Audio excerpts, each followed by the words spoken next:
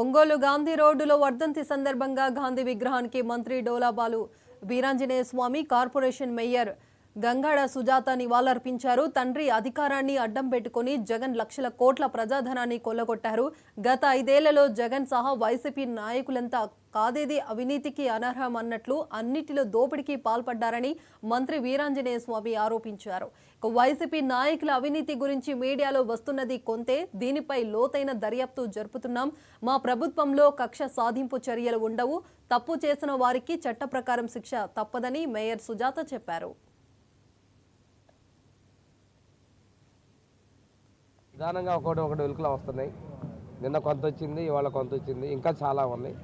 దీని మీద ముఖ్యమంత్రి గారు స్పందించి విచారణ కూడా కమిటీ ఆదేశించడం జరిగింది.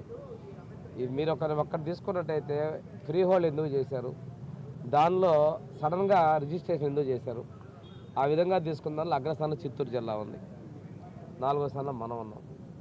ఇవి ఎందుకు జరిగాయి, దీని మీద విచారణ జరుపుతా ఉన్నాం. అవినీతి అయితే బాగా జరిగింది, కాస్త కొద్దిగా లేట్ అయినా వాళ్ళందరూ కూడా శిక్షించబడతారు. రాజకీయంగా చేసే పని అయితే నేను చేయాలి, చాలామంది మీద ఒంగోలులో చేయాలి, రాష్ట్రంలో చేయాలి.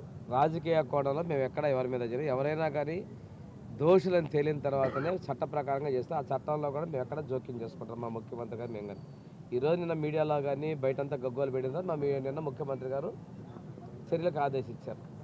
అంతేగాని మేము ఎక్కడ కూడా ఆదేశించలేదు.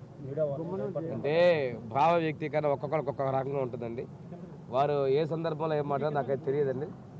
ఏదైనా కానీ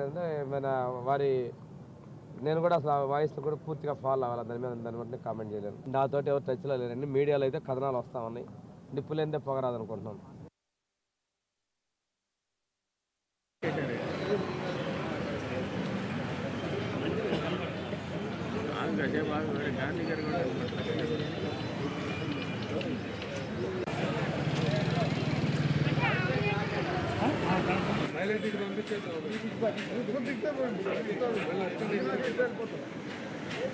పంపించేద్దాం.